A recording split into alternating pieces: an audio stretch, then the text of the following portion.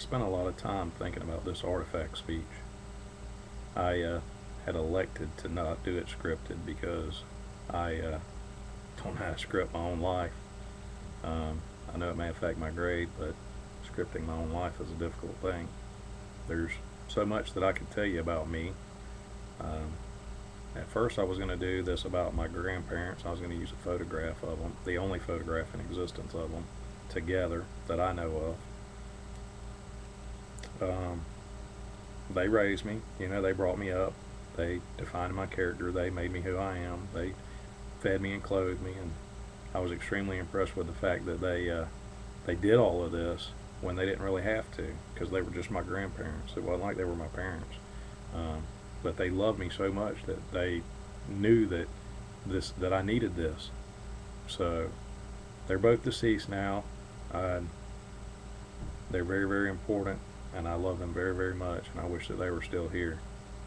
But I actually elected to use a different artifact for this speech.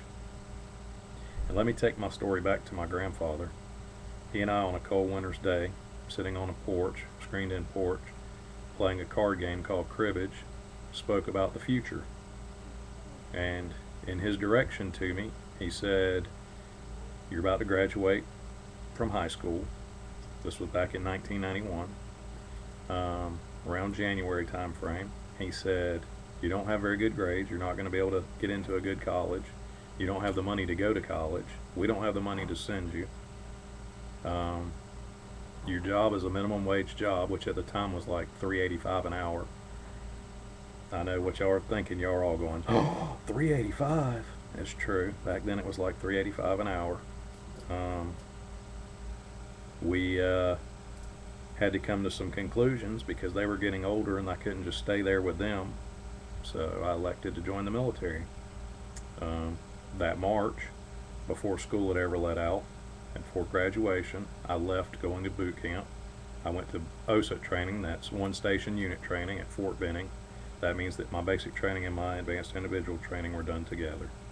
And about the second week of boot camp, they issued us all a little thing that most people call dog tags.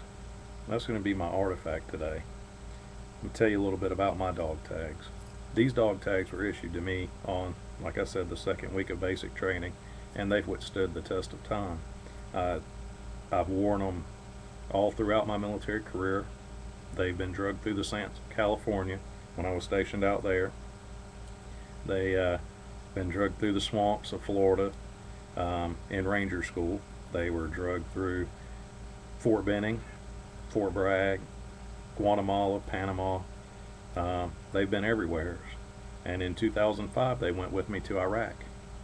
Now, whenever our Humvee got hit by an IED in Iraq back in 2005, I immediately climbed out of our Humvee, took my dog tags off, went into a little Haji shop there and had them dip them in platinum for me. And they've been dipped in platinum ever since. As you can see, I'll hold them up one more time so you can see them. They're extremely shiny, more reflective than normal set of dog tags, and that is because they've been dipped in platinum. These things mean a lot to me. The military defined who I was. I had many, many jobs in the military. I was an infantryman. I was in explosives ordnance disposal, and my last job in the military, I was in water purification. I enjoyed my military career, but there came a time whenever I had to make an election as to what was more important to me, whether being in the military, staying and retiring was better than spending the rest of my life with my kids. And I thought that my children probably needed their dad more than I needed the military. So I elected to get out. I got out and went to work. Obviously, work was not an easy thing after being in the military, because you couldn't really make a lot of money without advanced education. The world is lost in academia.